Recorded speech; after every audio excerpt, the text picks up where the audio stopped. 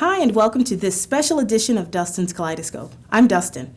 Recently, I was invited to view the film Selma, The Bridge to the Ballot, which documents the courageous group of men and women who fought a nonviolent battle to win voting rights for African Americans in the South. After viewing the documentary, I had the opportunity to speak with two leaders who gave their perspectives on the movement. Let's take a look. I'm Valencia Norman, the pastor at First Presbyterian Trinity Church here in South Orange.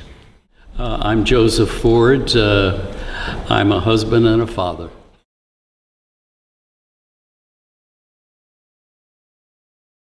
The church, we here at the First Presbyterian Trinity Church value this sense of diversity, and it is our mission to be a church that responds to social issues. And our elder, Dale Schuster, attended the viewing of the film Selma, The Bridge to the Ballot, and encouraged us to host an evening presentation and utilize our relationship with the Reverend Joe Ford as a way of bringing it to the community. So that's what brought the film to us. And he reminded me that, yes, I was born in 1963, which meant that I was a child of that era.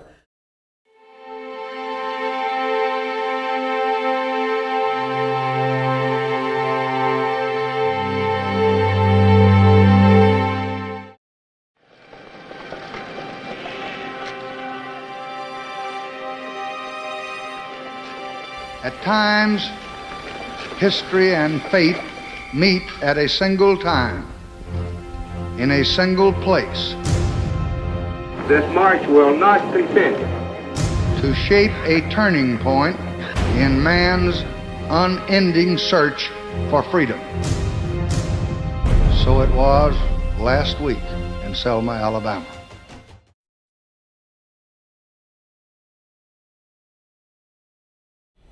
I felt a calling, that it was part of my vocation.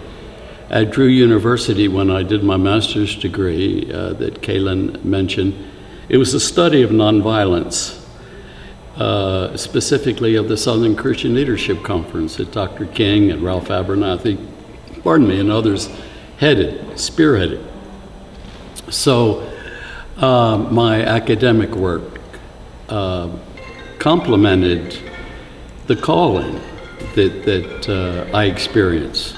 Okay. And it was an opportunity for me to get involved in a movement that not only complemented to my academic work, and that's not the main thing, but to heed the calling of the Spirit. And that's the bottom line. I felt this Spirit, the Holy Spirit, had called me to get involved in the civil rights movement, the struggle for justice, the struggle for equality. We were kids who had grown up in the cotton fields and had just gone out and started demonstrating. We were their teachers, so we thought that we should be out there too.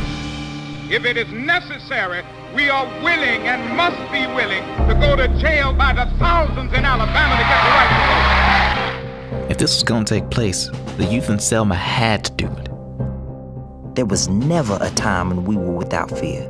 We may get seriously hurt. We may get killed. Troopers, advance.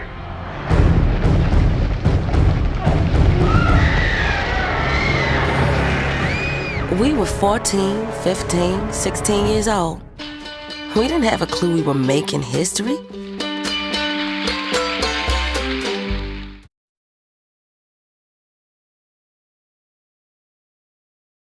I was born in Roxy, Mississippi, and being a kid at the time, we had a lot of information about the movement. And when I say the information was from our parents and their friends. We attended the meetings at the meeting house, and we held hands to sing "We Shall Overcome," and we felt really proud because we knew that our parents wanted us to be there, not because they didn't have other options for us, because they wanted us to be part of it.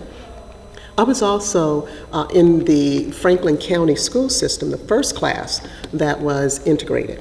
So it was part of that as kind of shaping how races come together.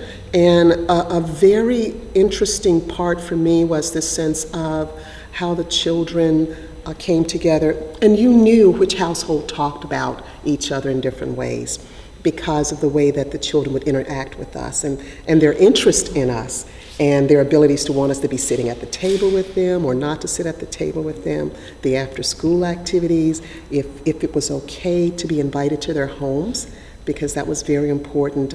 Parents informed their children who was safe to go to different places. So we were taught part of that as well.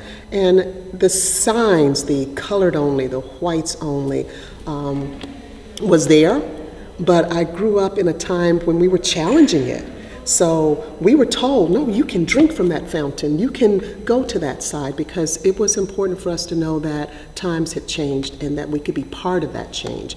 And so that was very much shaping my identity as a person who believes in the struggle for all people, liberation.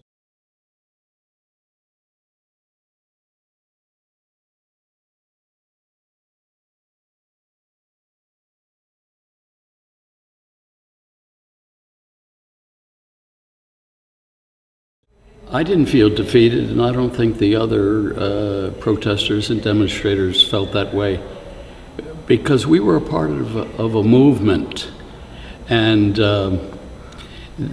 there was an opportunity to do more.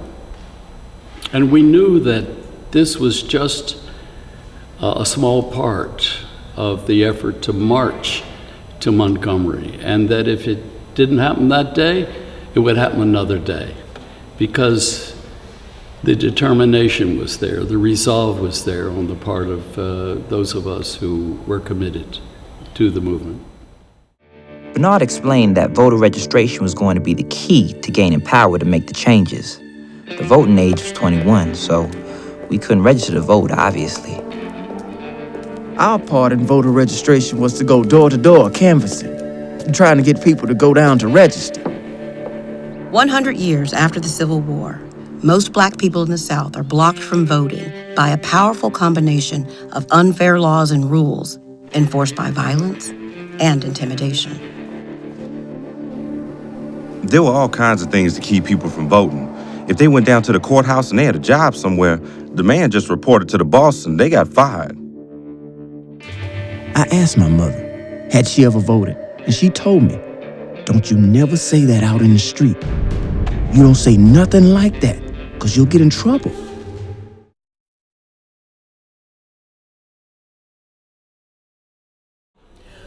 When we grew up, the signs were there.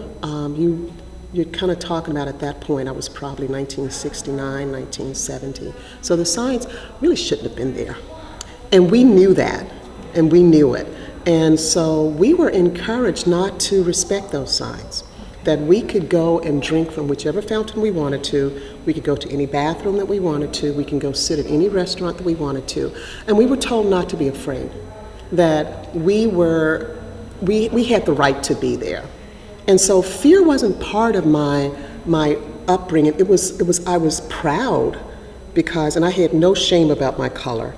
And it was something that we were taught to be proud about who we were and that we had a right.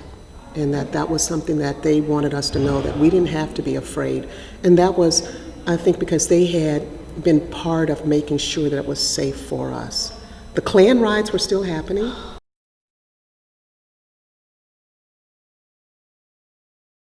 Klan riots, being that I grew up in Mississippi right not long after some of the same killings related to the voting rights movement, Klans would ride around town and they would shout and make sure that people would be afraid. That was really their purpose, just to remind others that they were still active, that although they were told to go underground and that they shouldn't be organizing, that they could still be active.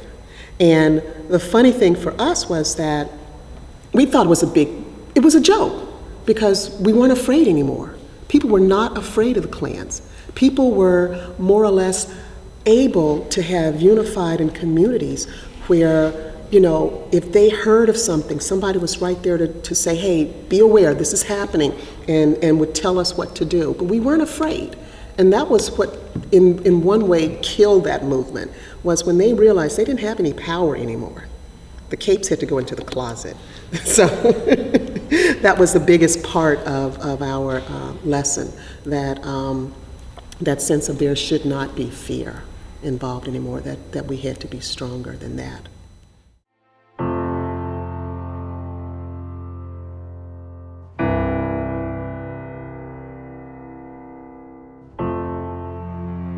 Sunday, September 15th, 1963. A bomb explodes in a church in Birmingham, Alabama. 4 little girls are killed. We couldn't believe they would kill children getting ready for Sunday school. I guess it shouldn't have been a shock.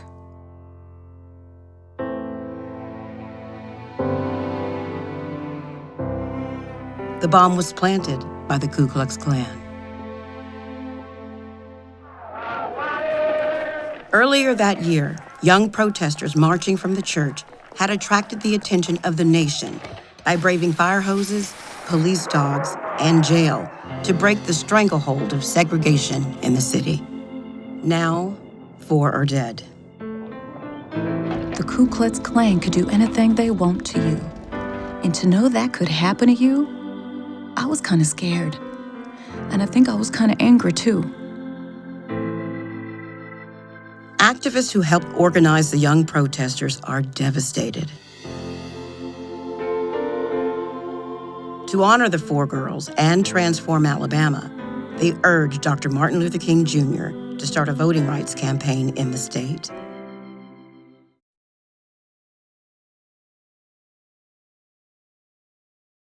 I'll never forget walking down the main street in Albany. There were about 50 of us clergy from New York, New Jersey, and Connecticut, black and white together. And as we walked down the main street, people came out on their balconies, the balconies of stores, and they stood in front of their stores and they shouted at us and jeered us and called us all kinds of names. And we were, in our training, were told to expect that, so it was not a surprise, but because it was the first time I, as a young white pastor, had experienced something like that. When we got to the police station, we had a parade permit, and it was, I think, as I recall, for about 45 minutes. When all of the preaching and the praying and the singing was in the process of continuing, the police chief said, in 5 minutes your parade permit will have expired. I'll give you 5 more minutes. Then you've got to cease and desist, you've got to disband and go home. Well, we exceeded that 5 minutes, and the police chief turned to his officers and said, lock them up.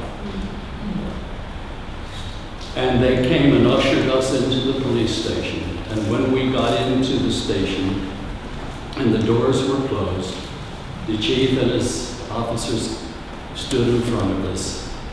And the chief said, okay, lovers, now we're going to show you what Southern justice is all about.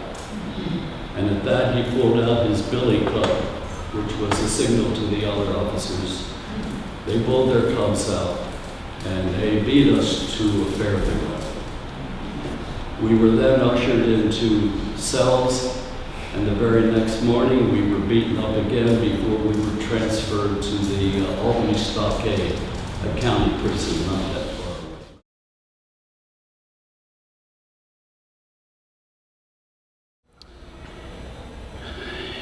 It's not what it should be.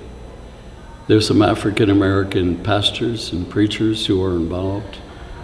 I was involved many years ago when I was in between jobs with a behavior modification. Back then there was the New Jersey Correction Association, so I was a volunteer working with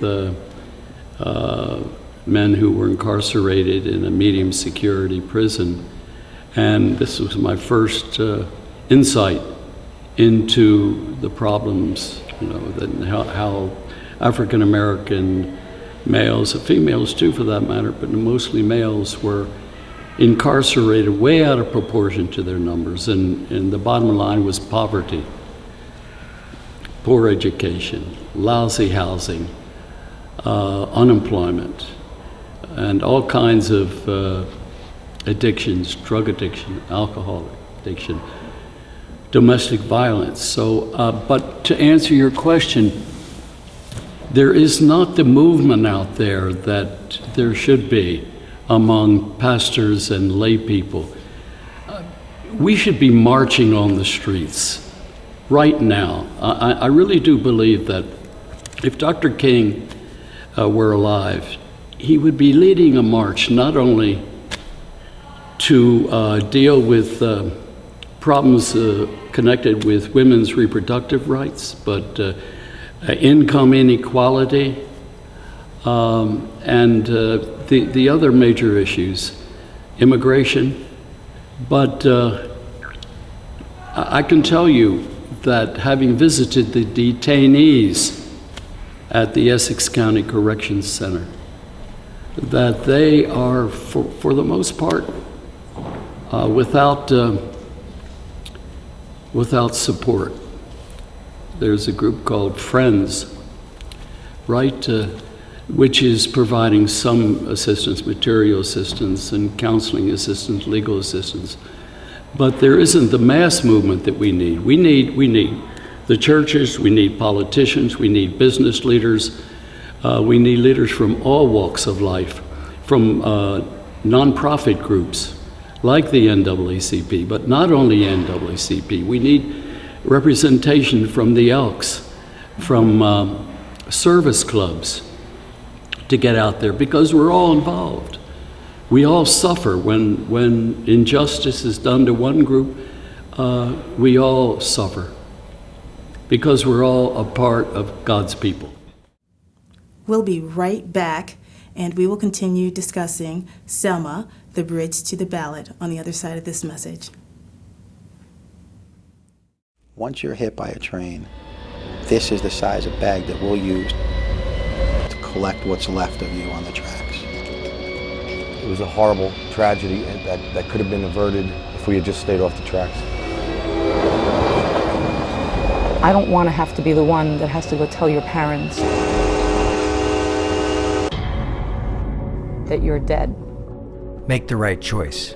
Stay off the tracks. Welcome back. We will finish discussing Selma, the bridge to the ballot, right now.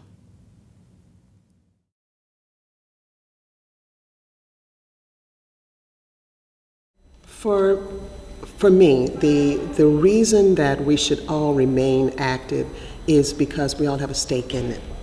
And that stake in the game is that as long as the old saying, as long as I'm oppressed, then my other brothers and sisters are oppressed as well. When I can gain freedom, my other brothers and sisters can also gain freedom. And it may look like we've arrived, but until we've allowed all to arrive with us, there is no peace. And without peace, we really cannot become that great nation that we say that we are. And when we say God bless America, we were brought into the Americas. And so we're here, and we need to continue to be a voice and not to be afraid, not to be scattered, and to be part of whatever movement in order to see this next generation. Our children need us, and we can't let them down.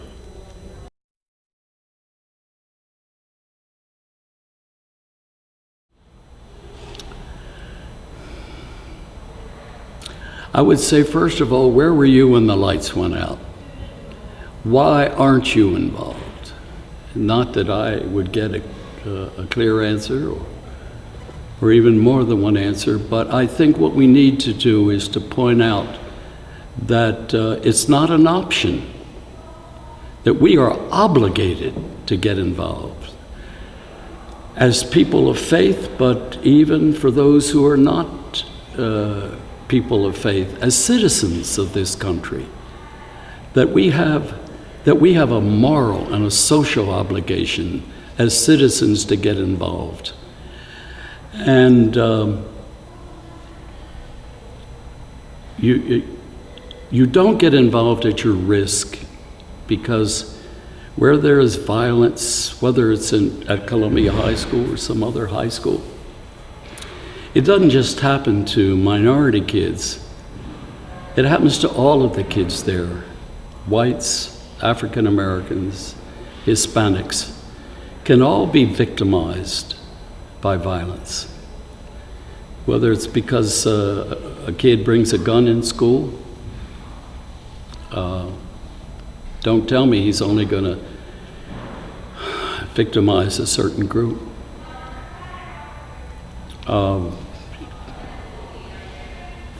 Narcotic addiction. Kids of all ethnic groups are victimized by that.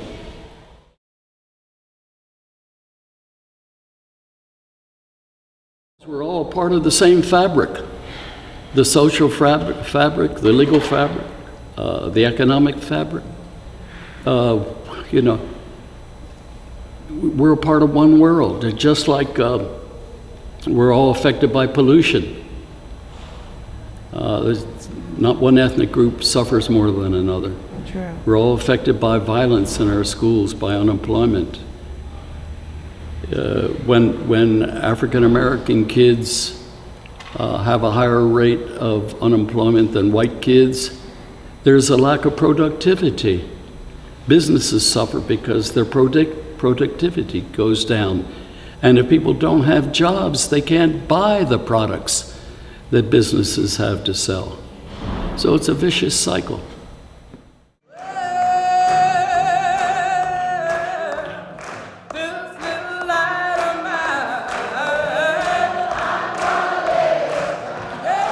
Weekly mass meetings help energize the students. Everybody would be there. The church would always be packed.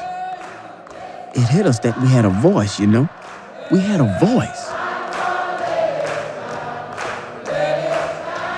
And the music was the thing that really got the people revved up. At every mass meeting, they said we need a choir. People were not looking for the quality of a voice, you know? We were singing ourselves out of fear.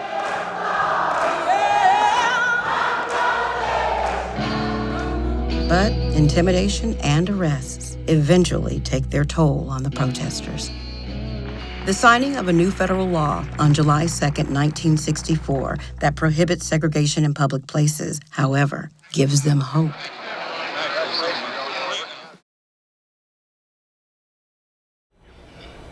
Go back to your roots.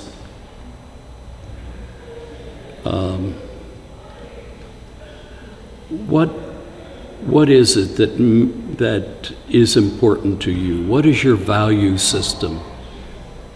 What really turns you on? What is in your heart of hearts? And once you have discovered that, follow your blessing and follow the Spirit that is here to lead you.